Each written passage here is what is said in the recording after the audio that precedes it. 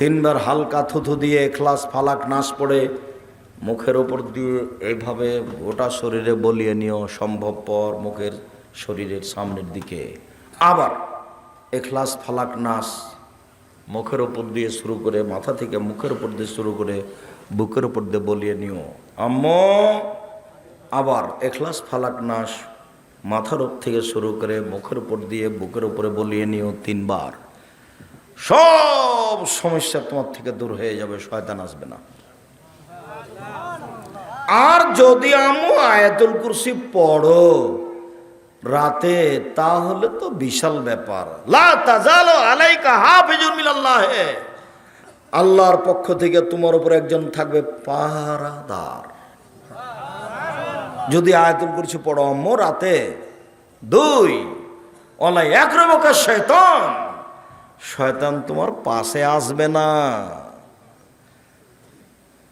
তুসবিহা হাত্তা তুসবিহা, সকাল পর্যন্ত শয়তান তোমার নিকটে আসতে পাবে না। শুনছ আম্মু, আয়াতুল কুরসির এত ক্ষমতা আম্মু। শোনো, যেই ঘরে সূরা বাকারার শেষ 2 আয়াত পড়া হয় সে ঘরে শয়তান থাকে না। যে ঘরে সূরা বাকারার শেষ 2 আয়াত পড়া হয় সে ঘরে শয়তান থাকে না। সূরা বাকারা পড়লে বাড়িতে বরকত নাজিল হয়, সূরা বাকারা না পড়লে বাড়িতে অভিশাপ ধ্বংস অবতীর্ণ হয়। সূরা বাকারা পড়তে পারে না অলস মানুষ, সাহসী করে না। বাপ রে বাপ, কত বড় সাহসী করে না। তো ছোট সূরায় নামে আসেন, ছোট সূরা আব্দুর রাহিম সাহেব বলেন তো সেটা কি? সূরা ইখলাস 3 বার পড়েন, 1 বার কোরআন মাজিদ পড়ার সমান নেকি হয়ে যাবে। আর একটা ছোট সূরা বলেন। হ্যাঁ, কি সেটা? সূরা মুলক। সূরা মুলক 30 আয়াত। সূরা মুলক যদি পড়েন রাতে তাহলে কবরের শাস্তি হবে না। সূরা মুলক যদি নিয়মিত পড়েন তাহলে বিচারের মাঠে আপনার ক্ষমা না হওয়া পর্যন্ত সূরা মুলক যাবে না। আল্লাহকে বলবো আগে ক্ষমা করো তারপরে যাব। যতক্ষণ পর্যন্ত ক্ষমা না হয়েছে ততক্ষণ পর্যন্ত যাবে না। সূরা মুলক 30 আয়াতের 24 ঘন্টার মধ্যে মুখস্থ করতে হবে যুবকদের, 15 দিনে মুখস্থ করতে হবে মুরব্বী মানুষকে। কোরআন মাজিদ পড়া শিখতেই হবে 3 মাসের মধ্যে। সারা বাংলাদেশে মক্তব চালু করতে হবে 15টায়। মহিলা পুরুষ সবাইকে কোরআন শিখতে হবে। কোরআন সামাজিককরণ করতে হবে, সবাইকে শিখতে হবে। পুরুষ নারী বড় ছোট সবাইকে একবারে বাধ্য। চাঁপাইনবাবগঞ্জের ভাষাতে তুই তো কোরআন শিখবি, তোর বাপকে শিখতে হবে, বাধ্য। এটা একটা ভিন্ন জিনিস। কোরআন শিখতেই হবে, পড়তে শিখতেই হবে। কোনো রকম ছেঁচড়া মেচড়া করে পড়তে পারলে ডবল নেকি হবে। আর ভালো করে বুঝে পড়বে যে সে ফেরেশতাদের সাথে থাকবেন, দামি দামি ফেরেশতাদের সাথে। কোনো রকম করে ছেঁচড়া মেচড়া করে পড়তে শিখলেও ডবল নেকি। আর যারা বলেছে বুঝে না পড়লে পাপ হবে, ও ওর বাপও বুঝে না। মুফাসসির যারা পৃথিবীতে বড় বড় তারাই বুঝতে পারেনি যে আমি কতটুকু বুঝলাম, ওরও কিভাবে বলতে পারে। আর যেসব হাফেজ বলেছে যে অক্ষর যদি উলট পালট হয়ে যায় তাহলে গুনাহ হবে, ওই হাফেজ শুধু কোরআন মুখস্থ করেছে, ও ধর্মই জানে না। শুধু খালিও মাথায় একটা বড় টুপি দেয়, ওপর একটা রুমাল দেয়, মানুষের বাড়িতে খেয়ে বেড়ায়। এই হলো তার ফতোয়া। যার জন্য শুধু হিফজখানা খুলবেন না, হিফজখানার সাথে সাথে কোরআন হাদিস শিক্ষার ব্যবস্থা করবেন, দুটো একসাথে। শুধু হিফজখানা বিদ্যা তুলে দেওয়ার মাধ্যমে, শুধু হিফজ কোনো বিদ্যা নয়। বাপ মা বুঝতে পারেনি, বাপ ছিল পাইলট, ঢাকাতে বাড়ি থাকে, ধনী মানুষ, বাপের নামে একটা হিফজখানা খুলেছে। আপনি কি করবেন? যতটি ছেলেকে কোরআন মাজিদ পড়ালেন, দিয়ে ছেড়ে দিলেন, ওরা আর পড়াশোনা করলো না, তো ওদের হাঁটুর মালা একবারে ফাটিয়ে অচল করে রেখে দিলেন। ও খালি কোরআন মাজিদ পড়ে বেড়াবে মসজিদ মসজিদ আর মানুষের বাড়ি বাড়ি। এটা কি ধর্ম? কোরআন হাদিস জানতে হবে শক্তভাবে। কোরআন হাদিস কি বলছে এটা বুঝতে হবে, তার নাম শরীয়ত। আল্লাহ কোরআনে কি বলেছেন সেটা বুঝতে হবে। কোরআন এমনি এসে আছে? এখানে কোরআন মাজিদে কি আছে এত বড় জিনিসে, এটা একটু বুঝতে হবে না? আসলাম আর চলে গেলাম, খাইলাম আর পায়খানা করলাম আর দুনিয়া থেকে চলে গেলাম। আসার যাওয়া পশু প্রাণীর মতো। পশু প্রাণী এসেছে, জবাই করে খেয়ে নিবে, চলে গেল। আমিও মানুষ, এসেছি, বাঘ মারে বাড়ি খেলাম, মরে গেলাম, দুনিয়া শেষ। তো কি হলো এটা? এটা তো গরু ছাগলের মতো হলো। 3 তুরাজ্জালাহুন্না, মা বাপ ছেলে মেয়েকে সাজগোজ করে রাখবে, পরিপাটি করে রাখবে, দাঁত ঝকঝকে রাখবে, নখ কেটে রাখবে। এই মেয়ে, তোমার হাতে নখ বড় কেন? তোমার মা নাই? তোমার নখ বড় কেন? তোমার নখে নেইল পালিশ কেন? এই মেয়ে, ইহুদি খ্রিস্টানদের পতিতালয়ের মেয়েদের বৈশিষ্ট্য নখে নেইল পালিশ দেওয়া। ইহুদি খ্রিস্টানদের পতিতালয়ের মেয়েদের বৈশিষ্ট্য নখে নেইল পালিশ দেওয়া। আব্দুর রাজ্জাক বিন ইউসুফ বই লেখা আছে, আদর্শ পরিবার, তুমি দেখো, খুঁজে, ওখানে দেওয়া আছে। ইহুদি খ্রিস্টানদের পতিতালয়ের মেয়েদের বৈশিষ্ট্য নখে নেইল পালিশ দেওয়া, মেহেদি দিতে হবে, হাতের নখে তো দিতে হবে, পায়ের নখেও দিতে হবে। মহিলাদের হাতের নখে তো মেহেদি দিতে হবে, পায়ের নখে দিতে হবে, দিতে বাধ্য। পুরুষের হাতে মেহেদি দেওয়া হারাম। পুরুষ মানুষ, ছেলে মানুষ হাতে মেহেদি দিতে পাবে না।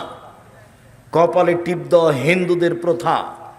হিন্দু মেয়েকে বিবাহ করার 10টি পদ্ধতি আছে, তার একটি পদ্ধতির নাম রাক্ষসী বিবাহ। মেয়ের বাপ বিবাহ দিবে না, ছেলেটা জোর করে বিবাহ করবে। তো মেয়েটার কপালে যদি টিপ দিয়ে দিতে পারে তাহলে বিবাহ হয়ে গেছে। তো কপালে টিপ দেওয়া কাদের প্রথা? হিন্দুদের প্রথা। মুসলিম মেয়ে কপালে টিপ দিতে পারে না। নবীগণের 10টা বৈশিষ্ট্য, সব নবীর 10টা বৈশিষ্ট্য, সব পুরুষ নারীর 10টা বৈশিষ্ট্য। পুরুষের এক, মোচ কেটে ফেলতে হবে, চেঁচে ফেলতে হবে না, চাঁচলে মহিলা মানুষ হয়ে গেল, আর কাটলে পুরুষের পরিচয় থাকলো। 2, দাড়ি বড় করতে হবে। 3, অজু গোসলের সময় তো নখ, এইসব গিরাগুলো ভালো করে ধুইতে হবে। 4, কাসুল আজফারের নখ কাটতে হবে, পুরুষ নারী সবাকে নখ কাটতে হবে। 5, নাথ লেবেত, বগলের লুম উঠিয়ে ফেলতে হবে, পুরুষ নারী একই হুকুম। 6, হালাকুল আনাত, নিচের লুম পরিষ্কার করতে হবে, ঊর্ধ্বে টাইম 40 দিন, পুরুষ নারী একই হুকুম। যেভাবে এই ছেলে,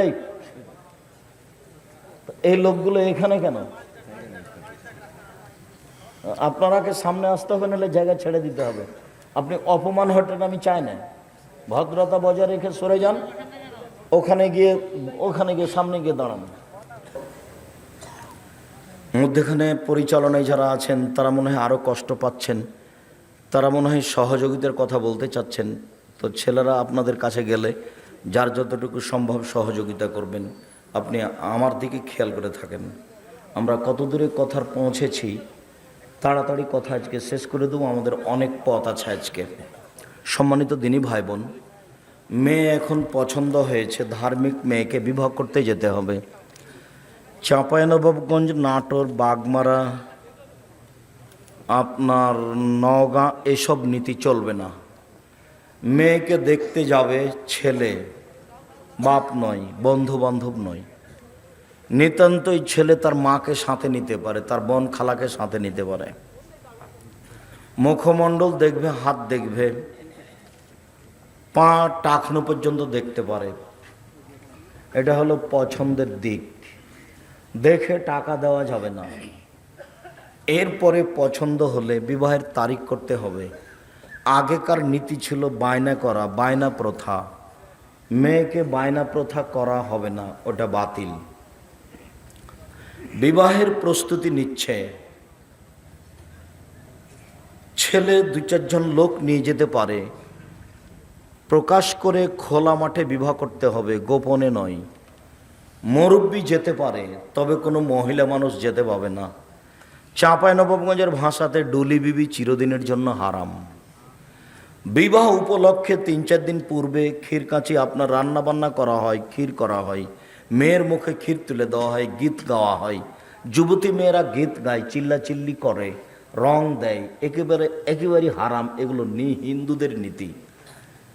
আজ থেকে বাগমারা থানায় আর কোনো পরিবারে মেয়েরা বিবাহতে নাচবে না, দৌড়াদৌড়ি করবে না, রং মাখাবে না, সবাই মিলে ছেলের গায়ে হলুদ মাখাবে না।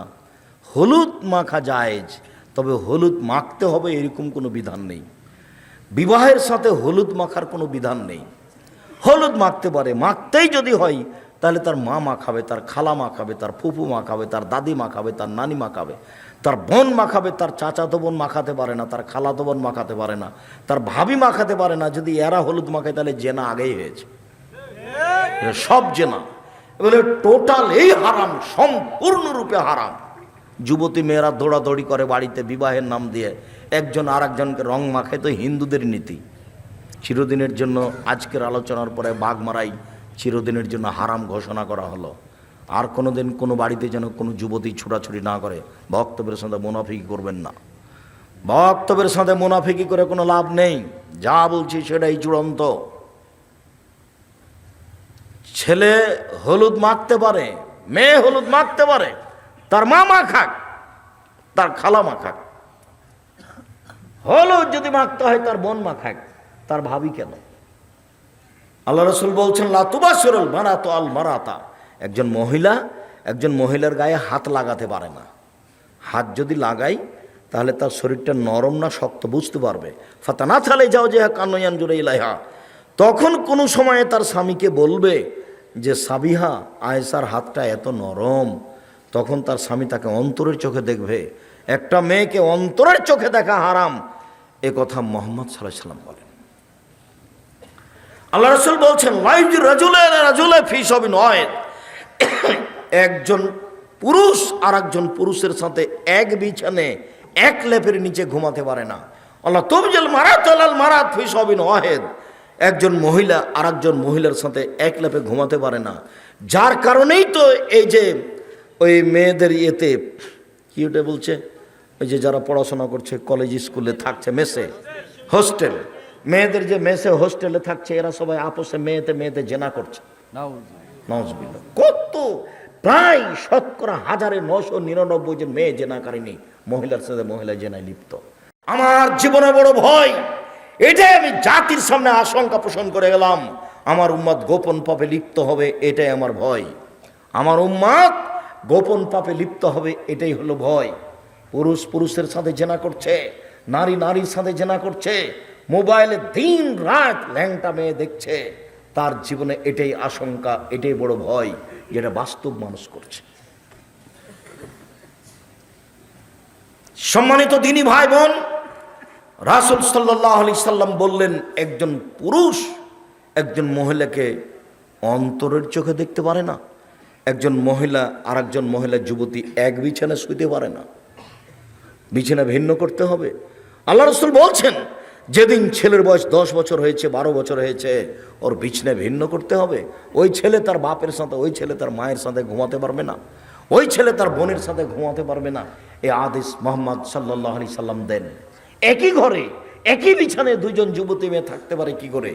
একই ঘরে একই বিছানায় দুইজন যুবক থাকতে পারে কি করে? চিরদিনের জন্য হারাম। বুখারী মুসলিম। হলুদ মাখাতে পারে, এই প্রথাতে হলুদ মাখানো হারাম। এবার বরযাত্রী যাবে, ডুলি বিবি যাবে না, কোনো মহিলা যেতে পাবে না। গিয়ে যাওয়ার সময়তে তার বিবাহ ঘেরা হবে না। এক গ্লাসে শরবত, এক গ্লাসে পানি, লবণ দেওয়া আছে, এসব নোংরা প্রথা, এটা করা হবে না। বিবাহের বৈঠকে কোনো কৃত্রিম পথ অবলম্বন করা হবে না। মেয়ের উপস্থিতিতে দুইজন সাক্ষী দিয়ে মোহর উল্লেখ করে বিবাহ পড়াতে হবে। মেয়ের কাছে বিবাহ পড়ানো হারাম, মেয়ের কাছে বিবাহ পড়ানো যাবে না। আমাদের নাটোরে, রাজশাহীতে, চাঁপায়ে, নওগাঁতে তো মেয়ের কাছে বিবাহ পড়াতে যাই, কিন্তু ওই রংপুর, দিনাজপুর, লালমনিরহাট, নীলফামারী, কুড়িগ্রাম, পঞ্চগড়, ঠাকুরগাঁ, গাইবান্ধা, জয়পুরহাট, বগুড়া, ওইসব ডিস্ট্রিক্টের মতো আমাদের অত দুর্বল নীতি নয়। কিভাবে ওরা ওই মেয়ের কাছে বিবাহ পড়াতে যায়, তখন 8-10 জন চ্যাংড়া ছুল্লু সব বদরে ওখানে যায়, ওখানে বিবাহ পড়ায়। অমুক এত টাকা নগদ, এত টাকা বাকিতে তোমাকে বিবাহ করতে এসেছে, তুমি তাকে স্বামী সত্ত্বে কবুল করো। তখন ও বলে কবুল করলাম। এই সবাই শুনেছ? হ্যাঁ শুনেছি। এবার আসে, এসে যেখানে বর বসে আছে সেখানে এরা দাঁড়ায়। বসে থাকা লোকগুলি বলে আপনারা কে?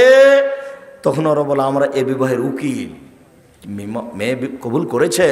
হ্যাঁ মেয়ে কবুল করেছে। তোমরা শুনেছ? জি শুনেছি। তাহলে বসো। তখন তারা বসে। মনে হচ্ছে পাগলামি কারবার, কলার গাছের চতুর্দিকে ঘরে ঘুরে হিন্দুর বিবাহ লেগেছে। কার বিবাহ লেগেছে? হিন্দুর বিবাহ নিয়ে গেছে, তাই কলা গাছের চতুর্দিকে ঘুরছে, ধর্ম পাগল হয়ে গেছে। কিছুই না, এবারে নোংরা কথা, নোংরা নীতি।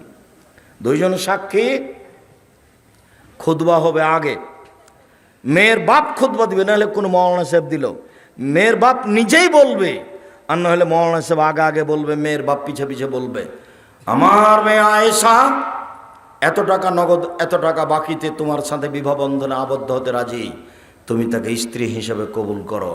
ও বলবে কবুল করলাম। গুরুত্বপূর্ণ কথা 3 বার বলতে হয়, মর্মে বলা যায়, আমার মেয়ে আয়েশা এত টাকা নগদ, এত টাকা বাকিতে তোমার সাথে বিবাহ বন্ধনে আবদ্ধ হতে রাজি, তুমি তাকে স্ত্রী হিসেবে কবুল করো। কবুল করলাম। আমার মেয়ে আয়েশা এত টাকা নগদ, এত টাকা বাকিতে তোমার সাথে বিবাহ বন্ধনে আবদ্ধ হতে রাজি, তুমি তাকে স্ত্রী হিসাবে কবুল করো। ও বলল কবুল করলাম।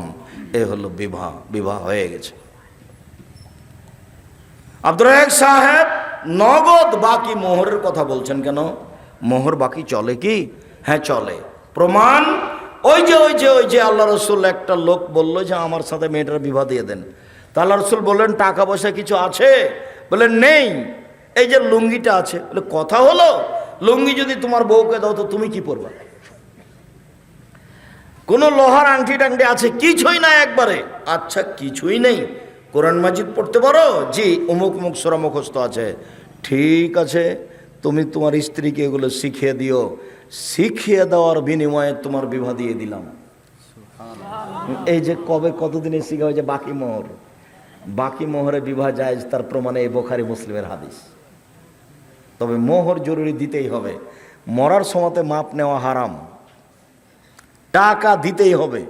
বাপে টাকা না দিয়ে যদি মারা যায় তাহলে ছেলেকে দিতে হবে বাপের পক্ষ থেকে মাকে, আম্মা আমার আব্বা তো মোহর দিয়ে যেতে পারেনি, যে টাকা নেন 50,000 টাকা মোহর বাঁধা ছিল আপনার, দিতেই হবে। মোহর হচ্ছে ঋণ, নইলে কিয়ামতের মাঠে নেকি দিয়ে বুঝিয়ে দিতে হবে স্বামীকে। মোহর জরুরি, এটা হলো মৌখিক কোনো কথা নয়। মানুষের জীবনে সবচেয়ে যেটা জরুরি পূর্ণ করা হয় সেটা হলো মোহর পূর্ণ করতে হবে জরুরি ভিত্তিতে। মোহরের বিনিময়ে মহিলাটাকে হালাল করা হয়েছে, টাকার বিনিময়েই তাকে হালাল করা হয়েছে, মোহর দিতেই হবে। বিবাহ শেষ হয়ে গেছে, এইখানে লাফ দিয়ে উঠে বলছে আপনারা মিষ্টি ওয়ালিমা খেয়ে যাবেন। আরে অবাক কথা, ওয়ালিমা তো বাসরাতের ঘরে সকালে হবে, এখন কোনো কথা নেই। এই মেয়ের বাড়িতে যদি খাওয়া দাওয়ার ব্যবস্থা হয় তাহলে খাওয়া দাওয়ার পরে ছেলের বাপ বলবে শ্বশুরকে যে আব্বা আপনার তো অনেক কিছু খরচ হলে, যে 50,000 টাকা থাকলো খরচ বাবদ। তখন তো মেয়ের বাপ বলবে বলো কি তুমি অপমান করতে এসেছ? আচ্ছা যাই বলুক, তার মানে মেয়ের বাপের কোনো খরচ হবে না।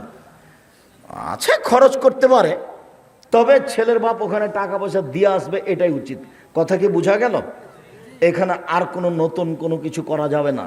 চাঁপাইনবাবগঞ্জে এখন পরের দিন ওই মেয়ের বাড়ি থেকে 2 জন আসবে, একে নিতে 4 জন আসবে মেয়েটাকে, আবার ছেলের বাড়ি থেকে যাবে 8 জন, মানে সব সময় ডবল। তারপর কত আম আটা আছে, ব্যবহার আছে, গরু আছে, খাসি আছে, ফার্নিচার আছে, সব হারাম। কোনো লেনদেন চলবে না, কোনো লেনদেন চলবে না, সব বন্ধ, কোনো প্রকার লেনদেন চলবে না। আজকে বউ নিয়ে এসেছে, আবার সকালে যেতে হবে এই বিধান নয়, 2 দিন পরে যাবে। বাসর রাতের সকালে অলিমা হতে হবে, বাসর রাতের ঘর সাজাতে হবে, ঘর সাজানো সুন্নাত। আসমা বিনতে ইয়াজিদ বলছেন কাইয়ামতু আয়েশা তালে রাসূলুল্লাহ সাল্লাল্লাহু আলাইহি সাল্লাম, আমি আয়েশাকে সুন্দরী করে সাজালাম আল্লাহর নবীর জন্য। আয়েশা নিজে বলছেন যে আমি আমার বান্ধবীদের কিনে দোলনাতে খেলাচ্ছিলাম, হঠাৎ আমার মা ডাকলেন, আয়েশা। আমি দৌড়িয়ে আসলাম, আমার গায়ে হাতে ধুলোবালি লেগেছিল, তিনি পানি দিয়ে ধুয়ে মুছে দিলেন, তারপর একটা ঘরে নিয়ে গেলেন। দেখি সেখানে আনসারীদের মহিলা। বুঝলাম না মহিলারা, আনসারীরা মহিলারা কেন এখানে, তারা আমাকে সুন্দরী করে সাজালো। তবে আয়েশা রাদিয়াল্লাহু আনহা বলছেন না যে আমাকে কি দিয়ে সাজালো। আসমা বিনতে ইয়াজিদ বলছেন আমি তাকে সুন্দরী করে সাজালাম। কি দিয়ে সাজালেন এটা তিনি উল্লেখ করেননি। সব কিছু ব্যবহার করা যাবে যদি জিনিস বৈধ হয়। মেয়েদের সুগন্ধি যা দেখতে পাওয়া যায়, গন্ধ পাওয়া যায় না। পুরুষের সুগন্ধি যা গন্ধ পাওয়া দেখতে পাওয়া যায় না, গন্ধ পাওয়া যায়। পুরুষের সুগন্ধি যা দেখতে পাওয়া যায় না, গন্ধ পাওয়া যায়। নারীদের সুগন্ধি যা গন্ধ পাওয়া যায় না, দেখতে পাওয়া যায়। নারীদের সুগন্ধি যা গন্ধ পাওয়া যায় না, দেখতে পাওয়া যায়, তাহলে পাউডার হোক, আসকারা মাস্কারা যাই হোক, সবই ওরা ব্যবহার করতে পারে, ভুরুপেন টুপেন যা কিছু আছে, তবে সেটা বৈধ হতে হবে। উল্লেখ্য যে টিপ দিতে পাবে না, উল্লেখ্য যে নখে নেইল পালিশ দিতে পাবে না, এটা ইহুদি খ্রিস্টানদের পতিতালয়ের মেয়েদের বৈশিষ্ট্য, কপালে টিপ দেওয়া হিন্দুদের বৈশিষ্ট্য। সাথে সাথে ভুরু তোলা হারাম, কাবিরা গুনাহ। বুঝা গেল না? ভুরু তোলে সরু চিকন করা কাবিরা গুনাহ। এই ভুরুতেই যা কিছু আছে, কাজল টাজল সব কিছু দিবে, যেটা সহজ হয়। সাজাতে হবে, এ কথাই ঠিক। বাসর ঘর সাজাতে হবে, সেখানে মিষ্টি রস খানা পানি থাকবে, এ কথাই ঠিক। আসমা বলছেন, আয়েশা রাদিয়াল্লাহু আনহা বলছেন, ঠিক 8:30 9টার সময় আমার মা একটা ঘরে নিয়ে গেলেন। দেখি সেখানে আল্লাহ রসুল কেউ নেই। বিষয়টা বুঝতে পারলাম না, ঘরে কেন কেউ নেই, শুধু কেন আল্লাহ রসুল? এটা আমি চিন্তা ভাবনা করতে করতেই দেখলাম আসমা 1 গ্লাস শরবত নিয়ে আসলো। এসা আমাকে বলছে, আয়েশা গিলাসটা নেও, শরবতের গিলাসটা নেও। তো আমি নিচ্ছি না, লজ্জা পাচ্ছি। আমাকে ধমকালাই, লেও হাতে ধরো, দে আল্লাহ রসুলকে দাও। আমি গিলাসটা হাতে ধরলাম, আল্লাহ রসুলকে দিলাম। আল্লাহ রসুল পান করলেন, আমাকে বললেন তুমি পান করো। আমি পান করলাম। তারপর আমাকে বললেন আসমাকে দাও, আমি আসমাকে দিলাম। আসমা ওখানে মুখ লাগিয়ে পান করলেন শরবত, যেখানে রাসূল সাল্লাল্লাহু আলাইহি ওয়াসাল্লাম মুখ লাগিয়ে পান করলেন। তাহলে বোঝা যাচ্ছে বাসর ঘরে খাওয়ার ব্যবস্থা আছে। বাসর ঘরে ঢুকে প্রথমে মাথায় হাত দিয়ে দোয়া পড়তে হবে, আল্লাহুম্মা নাসআলুকা খায়রাহা খায়রা মা জাবালতাহা আলাইহি ওয়া আউযু বিকা মিন শাররিহা শাররা মা জাবালতাহা আলাইহি। আল্লাহ, এই মেয়েটির কল্যাণ চাচ্ছি, যে কল্যাণ থেকে সৃষ্টি করা হয়েছে। আল্লাহ, এর ক্ষতি থেকে তোমার কাছে বাঁচতে চাচ্ছি। বেহায় এই নোংরামি থেকে বাঁচতে চাচ্ছি, যে বেহে দেখে সৃষ্টি করা হয়েছে তা থেকে বাঁচতে চাচ্ছি। এইটা হবে প্রথম কাজ, মাথায় হাত দিয়ে দোয়া পড়তে হবে। এরপরে 2 রাকাত সালাত, আগে দাঁড়াবে ছেলেটা, বরটা পিছে দাঁড়াবে কনেটা। 2 রাকাত সালাত, 2 রাকাত সালাতের পরে দাম্পত্য জীবনে যাবে। দাম্পত্য জীবনে যাওয়ার পূর্বে বিসমিল্লাহ আল্লাহুম্মা জান্নাবিনা শায়তান ওয়া জান্নাবি শায়তান মা রাযাকতানা। আল্লাহ, তুমি আমাকে আর আমার স্ত্রীকে শয়তান থেকে রক্ষা করো। আমাদের মিলনে যদি কোনো সন্তান দাও, সেই সন্তানকে তুমি শয়তান থেকে রক্ষা করো। দোয়া শুধু পুরুষ পড়বে, মহিলা নয়। যদি দোয়া না পড়ে, তাহলে এই বাচ্চার উপরে শয়তানের ক্ষমতা থেকে যাবে। বাসরাতের সকালে খাওয়ার ব্যবস্থা করতে হবে। মানুষেরা এসে দোয়া করবে, বারাকাল্লাহু লাকা ওয়া আলাইকা জামা বাইনাকুমা ফি খায়রিন। আল্লাহ তোমাদের দুইজনের উপর বরকত নাজিল করুক, তোমাদের দাম্পত্য জীবন আল্লাহ খুশি সুখময় করুক, তোমাদের জীবনে আল্লাহ বরকত দান করুক। এভাবে সবাই দোয়া করে যাবে। যদি তাহলে এই খাদ্য সবচেয়ে খারাপ, এই খাদ্য ড্রেনে ফেলে দিতে হবে, কুকুরে খাবে। অলিবাদ ধনী গরি সবাই থাকবে, এই কথা রাসূল সাল্লাল্লাহু আলাইহি ওয়াসাল্লাম বলেন। শুধু যদি ধনী থাকে তাহলে এই খাদ্য হলো খারাপ। দিন যায় রাত্রি যায়, দিন যায় রাত্রি যায়, পেটে সন্তান আসলো, মা তখন থেকে আল্লাহকে বলবে, রব্বে হাবলি মিল্লাদুনকা যুরিয়াতান তাইয়্যিবা, আল্লাহ একটি সুসন্তান দান করো। দিন যায় রাত্রি যায়, সন্তান প্রসব হলো। যেই ঘরে সন্তান প্রসব হয়েছে সে ঘরে একজন মহিলা থাকবে। নিতান্তই নিয়ে যেতে পারে আপনার এতে ক্লিনিকে, যেখানে পুরুষের সমাগম থাকবে না। সারা গ্রামের মহিলা সে বাড়িতে আসতে পাবে না, সেই মহিলাকে নগ্ন অবস্থায় দেখতে পাবে না। বাচ্চা প্রসব হলে পাশে আজান দিবে, এক কানে আজান এক কানে একামাত, এ কথা ঠিক নয়। পাশে আজান দিবে হালকা কণ্ঠে, সলাতের আজান। এরপরে 7 দিনের দিন বাচ্চার আঁকিকে দিবে। 14 দিনে আঁকিকা চলে না, 21 দিনে আঁকিকা চলে না, জীবনে একদিন আঁকিকা চলে না। সেদিন নাম রাখবে, সেদিন মাথা নেড়ে করবে, ডাক্তার যাই বলুক মাথা নেড়ে করবে, চুল সময় পরিমাণ মেপে চাঁদি হিসাব করে দান করে দিবে। 7 দিনের দিন 1 নম্বর কাজ, খাসি জবাই করা, ছেলের জন্য 2টা, মেয়ের জন্য 1টা। ছাগল হোক, ছাগি হোক, বড় হোক, ছোট হোক, কানা হোক, ন্যাংরা হোক, কোনো সমস্যা নেই। তাজা মোটা তাজা দাঁত হতে হবে কুরবানিতে। আঁকিকাতে জাম থাকলেই হলো, ছোট বড় যাই হোক, কানা খোড়া যাই হোক। ছেলের জন্য 2টা, মেয়ের জন্য 1টা। 7 দিনের আগেও হবে না, 7 দিনের পরেও হবে না, আঁকিকা দিতে হবে। তারপরে একজন ভালো মানুষের কাছ থেকে তাহানিক করে আসতে হবে, পরহেজগার, চাচা হোক চাচি হোক, গ্রামের আলেম ওলামা যে হোক, তাহানিক করবে। তাহানিক মানে একটা খেজুর মৌলানা সাহেব মুখে নিয়ে অল্প একটু নিয়ে খুব ভালো করে চাবিয়ে একবারে পানি পানি করে হাতের আঙ্গুলে নিয়ে বাচ্চার জিবার উপরে দিবে, ভিতর সাইডে দিয়ে বাচ্চার মাথায় হাত দিয়ে দোয়া করে দিবে, আইদুকুমা বিকালিমাতিল্লাহি তাম্মা মিন কুল্লি শায়তানিন হাম্মা ওয়া মিন কুল্লি আইনিন লাম্মা, এই বলে দোয়া করে দিবে। আল্লাহ ফাক্কিহু ফিদ্দীন, আল্লাহ আল্লিমুল হুকমা। দাদিও জানে না, নানিও জানে না, দাদাও জানে না, দাদিও জানে না, কে কাকে কোলে নিবে ফুফুও জানে না, খালাও জানে না। এমনি কোলে নিয়ে কত যে আদর করে, ওরে আমার সোনা, ওরে আমার অমুক, ওরে আমার আকাশ পাতাল, কিচ্ছু কেউ জানে না। জিজ্ঞাসা করেন আপনি, এই যত মহিলা আছে, এই ছেলে তোমার মাকে জিজ্ঞাসা করবে, আপনি আপনার স্ত্রীকে জিজ্ঞাসা করিয়েন তো, আচ্ছা তুমি যে আমার বোনের ছেলেটাকে কোলে নিলে কি বলেছে বলো তো? মহিলা হোক পুরুষ হোক, বাচ্চার মাথায় হাত দিয়ে বলতে হবে, আইজুকা বিকালিমাতিল্লাহি তাম্মা, তোমার ব্যাপারে আমি আল্লাহর কাছে আশ্রয় চাচ্ছি আল্লাহর পূর্ণ কালেমা দিয়ে, মিন কুল্লি শায়তানিন হাম্মা, সব শয়তানের ক্ষতি হতে, বিষাক্ত প্রাণী হতে, অমিন কুল্লি আইনিন লাম্মা, প্রত্যেক বিষাক্ত চক্ষু হতে, আর প্রত্যেক বিষাক্ত অভিশপ্ত বিষাক্ত প্রাণী হতে। চক্ষু বদনজর খুব খারাপ জিনিস। বদনজর যদি কারো বাচ্চার উপরে লেগে যায় তাহলে রাতে পায়খানা করে বমন করে তুলে শেষ করবে। জিনের যদি বদনজর লাগে তবু বাচ্চা পেশাব পায়খানা করবে, বমন করবে। যার জন্য সন্ধ্যার সময় তো সূর্য ডুবো, তখন বাচ্চাকে বাইরে নিয়ে যাওয়া যাবে না, একবারে টোটালি নিষেধ করা আছে। এই শোনো, সন্ধ্যার সময় বাচ্চা ছাদের উপরে নিয়ে যায় না, আঙিনায় নিয়ে যাও না, বাইরে নিয়ে যায় না, নইলে জিনে ক্ষতি করবে, রাতে বাচ্চা চিল্লাচিল্লি করবে। একটু রাত দেরি হয়ে যাবে তখন বাইরে করিও, এ কথা মুহাম্মদ সাল্লাল্লাহু আলাইহি সাল্লাম বলেন। সম্মানিত দিনী ভাই বোন, আকিকার পরে হলো মুসলমানি দেওয়া, খাতনা দেওয়া, কোনো অনুষ্ঠান হবে না। বাচ্চা যদি ছেলে বাচ্চা হয় তাহলে প্যান্ট পরাতে পারেন, তবে টাকনুর উপরে পায়জামা পরাতে হবে। মেয়ে বাচ্চা হলে সবসময় পায়জামা পরাতে হবে, কোনো সময় জাঙ্ঘে পরাতে পাবেন না। সুন্দর একটা নাম রেখেছেন, সবসময় নাম ধরে ডাকবেন। নামটাকে ছোট নাম যেটা আদরের সেটা বলতে হবে না, আসল নামটা হলো আদরের। আব্দুর রহমান আসল নাম, বাস ওটা বলে মা ডাকবে, ওটা হলে বাপ ডাকবে। ছেলে বড় হয়েছে, কথা ফুটেছে, এখন বাচ্চাকে সালাম কালাম শিখাতে হবে।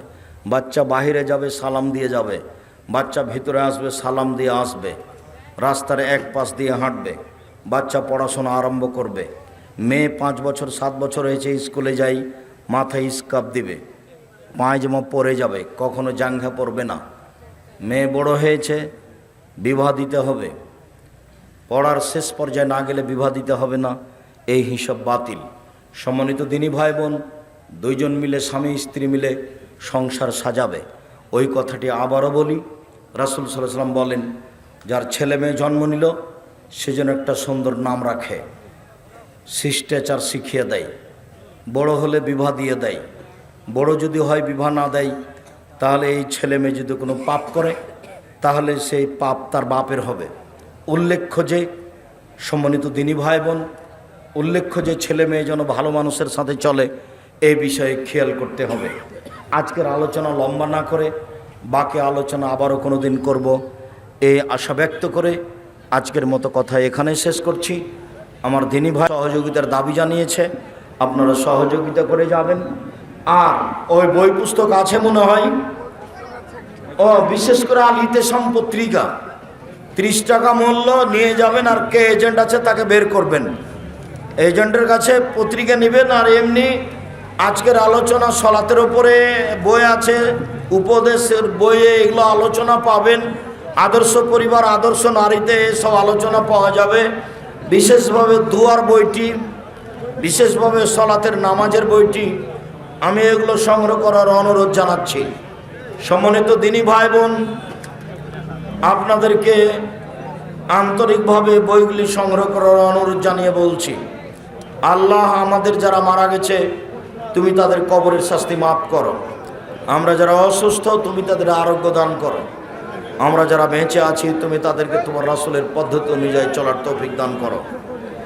আজকের যে পারিবারিক জীবনের প্রথম অংশ আলোচনা হলো, এই আলোচনাটুকু জীবনে বাস্তবায়ন করার সুযোগ করে দাও। বিশেষভাবে রমজান মাস আসছে, রমজান মাসকে যথাযথভাবে মূল্যায়ন করার তৌফিক দান করো।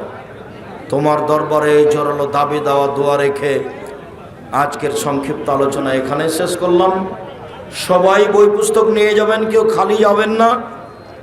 বিশেষভাবে আব্দুল্লাহর মিন্নাতুল বারি আছে নাকি দেখেন, বুখারীর ব্যতিক্রম ব্যাখ্যা। আব্দুল্লাহ আপনাদের খুব পছন্দনীয় মানুষ। আব্দুল্লাহর যদি বুখারীর ব্যতিক্রম ব্যাখ্যা মিন্নাতুল বারি থাকে সেটা নিয়ে যান, অন্যান্য বই সহ। আমি আপনাদের সকলের কল্যাণ কামনা করি। আল্লাহ তুমি আমাদের দাবি দাওয়া কবুল করো, আল্লাহুম্মা আমিন।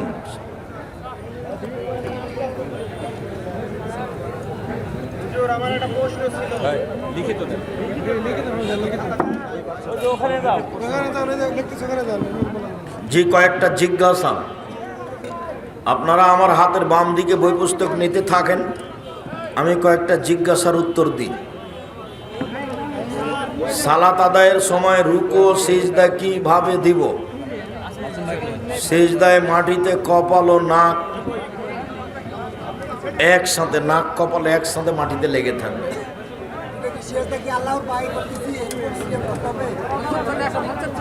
সিজদা আল্লাহর পায়ে করবো কেন? সিজদা মাটিতে করছি, মাটির উপর কারো পায়ে সিজদা করছি, এ কথা করা হবে না। বাস রুকু সিজদা যে পদ্ধতিতে করে সে পদ্ধতিতে করতে হবে।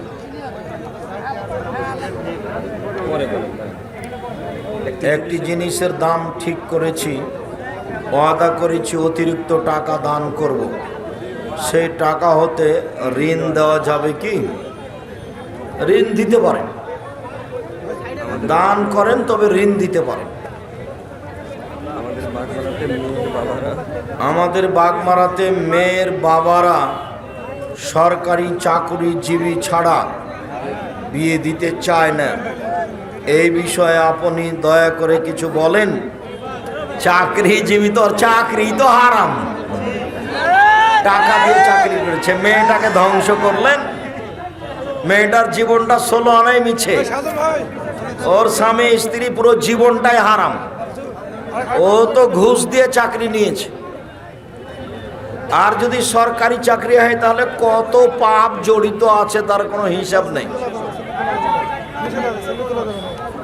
কাজেই এই চাকরি হিসাবটাই বাতিল করবেন। ব্যবসায়ী দেখে বিবাদেন, ছোট ব্যবসা বড় ব্যবসা যারা ব্যবসা করে। প্রিয় হুজুর আসসালামু আলাইকুম।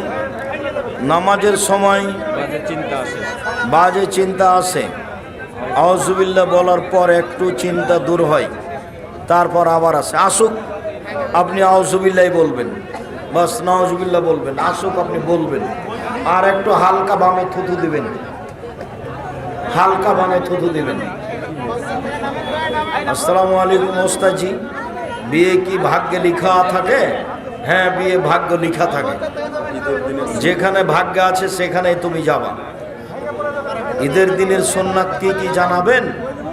ঈদের দিনের সুন্নাত ভালো পোশাক পরে ঈদের মাঠে যেতে হবে, তাকবীর পাঠ করতে করতে, আল্লাহু আকবার আল্লাহু আকবার, লা ইলাহা ইল্লাল্লাহ আল্লাহু আকবার আল্লাহু আকবার লিল্লাহিল হামদ।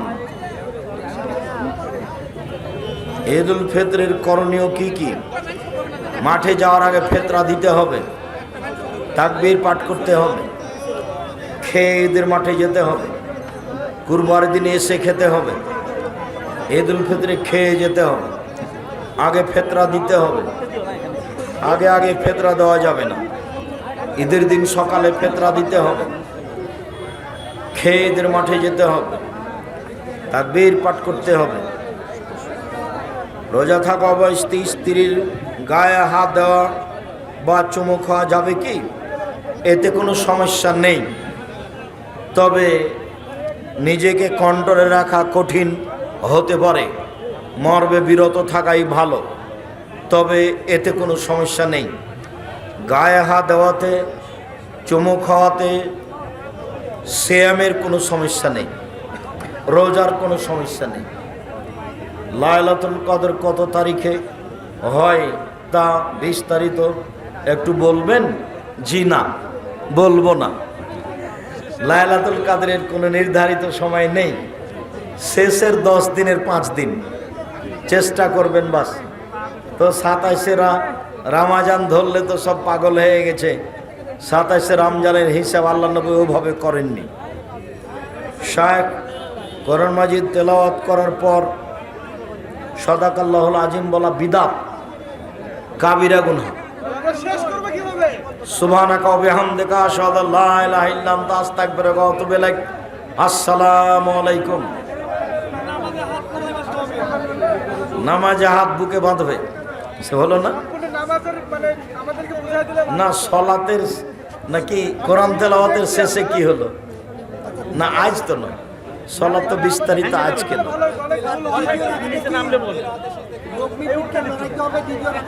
অবিরাম নড়বে সব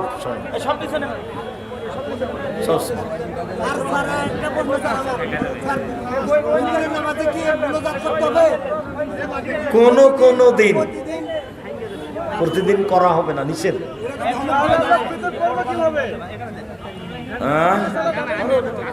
কোনত পড়তে হবে কোন দিন, 15-20 দিন, 1 মাস 2 মাস পর পর।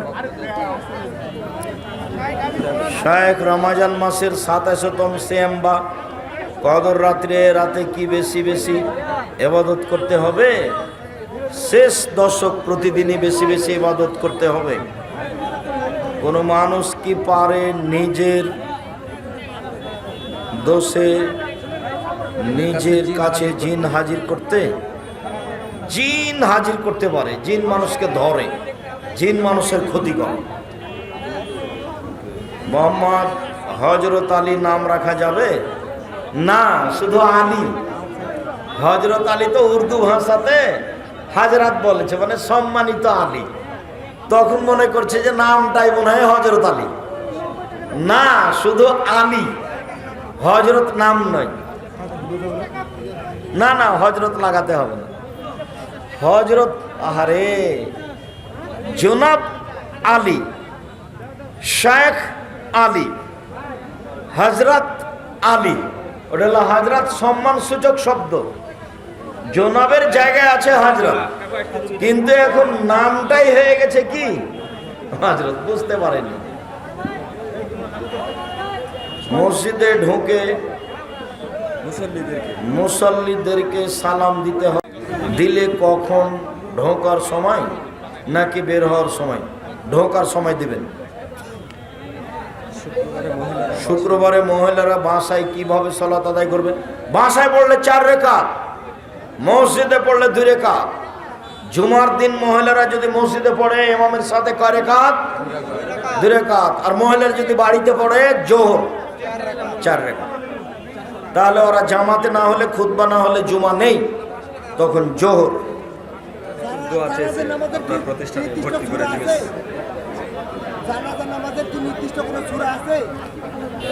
না, আর একজন যদি করে, বলেন কথা না বলে প্রশ্ন করে। আমি এক ভাই